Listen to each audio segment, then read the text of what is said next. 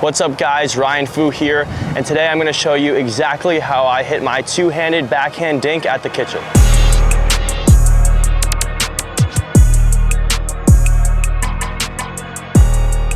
So the first thing I want to talk to you guys about is the paddle positioning. So when I'm hitting my two-handed backhand dink, my paddle tip is going to be facing upwards the whole time. So a lot of people, when they try to hit the shot, they have their tip facing towards the ground and then they use too much wrist, so they pop the ball up. I have my tip up the entire time and I'm coming from around the side of the ball. As I hit the ball, I'm coming from underneath and from the side of the ball. So the tip is gonna be up and I'm making contact with the ball like this. I have to hit the bottom of the ball because if I'm coming over the top of the ball, it's gonna go in the bottom of the net. So my grip for this shot is I'm gonna be in continental with my right hand or my dominant hand, and a little bit of my hand is gonna be off of the paddle. My left hand is gonna go right over and I have one finger up. So this varies from player to player, but I think this is the most objectively normal way to hit the two-handed backhand dink. If your hand's a little bit too big, I put my pinky finger on my index finger, but that is personal preference. So finger up, continental grip, good to go. So my cue for this shot is anytime the ball is in front of me, I'm trying to hit an aggressive shot, which means I'm gonna put two hands on the paddle and I'm gonna roll it. Anytime that the ball lands behind my left foot back here or behind the kitchen line, that's my cue to slice it because I'm hitting now a defensive shot. So if I'm here and the ball lands short, now I'm gonna hit a two-handed backhand, right? I'm gonna be aggressive here. But if he's hitting it deeper in the court, now I'm hitting a slice. I'm slicing the ball short because I'm on defense. Then I'm gonna try to get to offense, getting back here. Now he hits the ball short and I'm back to offense. So offense, ball's in front of me here, and then defense, a little bit further behind my body, back here. So something I want you guys to notice is where my take back is on this dink. I'm not coming outside of my body and hitting this ball from the left of my left foot. Every single time I hit it, my ready position is in between my body. So I'm trying to get positioned behind the ball every time. So if I'm here, the ball's right in front of my body, then I'm able to hit that two-handed backhand dink. Whereas if it goes too far wide, I don't really want to be coming out here and then using wrist. Usually I'd miss this, but since I'm using the RPM paddle, it's going in right now. But as you can see, I'm using a lot of wrist. That's probably gonna pop the ball up, which we do not want. If your opponent is consistently leaning in and taking balls out of the air, the two-handed backhand dink can be very dangerous, especially if you go fully cross court, because they're gonna be able to take that ball out of the air and possibly hit a speed up, which you do not want.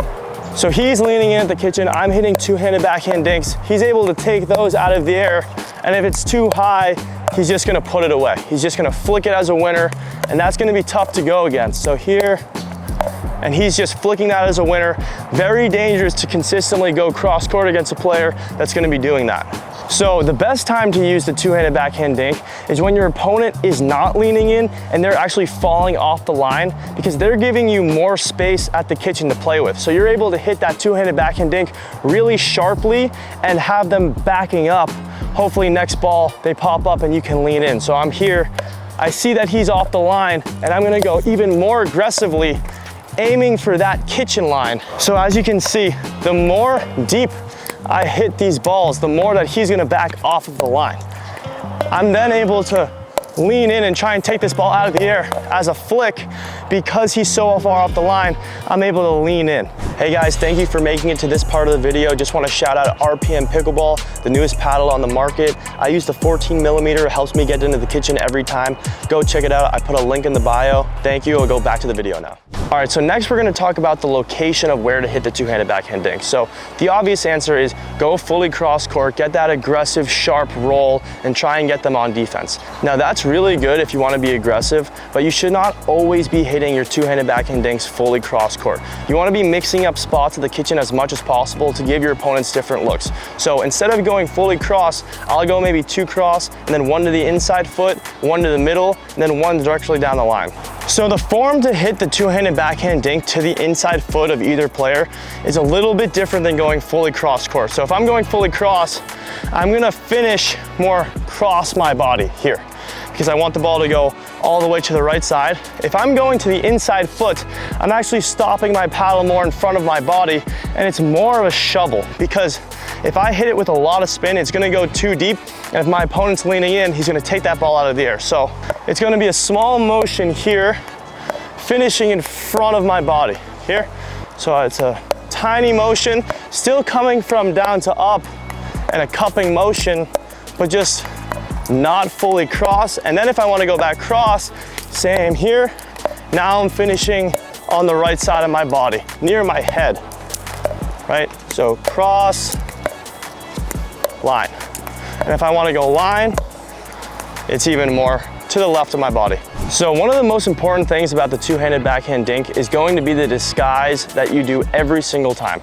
So if I'm hitting my two-handed backhand dink like this, and then hitting a two-handed backhand speed up like this, people are gonna know it's coming. So it's super important that every single time you hit that backhand dink, you're doing the same motion that you would if it was gonna be a speed up. The difference is if I'm gonna speed up the ball, I'm just dropping my wrist at the last second. But the take back of the dink or speed up should look the same every time until I speed up the ball. So the last thing I want you guys to notice when I'm hitting these dinks is how low I'm getting to the ground and how low I stay throughout the contact. So my butt is pretty much touching the ground and I'm in a full squat position. That's because if I pop up with the dink, it's going to come up with the paddle. So when I'm hitting this, I'm getting low here and I'm staying low the entire time through contact. I never even have to come up here, right? So I'm staying low, head is near the ball. The closer I get my face to that ball, the easier it's gonna be for me to get underneath the ball with my paddle and make it go where I want. We don't wanna be doing this, where I come up, now the ball is gonna pop up as I come up. So not only are my legs staying low, but my head is as still as possible. If I put a glass of water on my head, I guarantee you it would not fall off when I hit this shot. So I'm here, head and shoulders are still throughout the shot.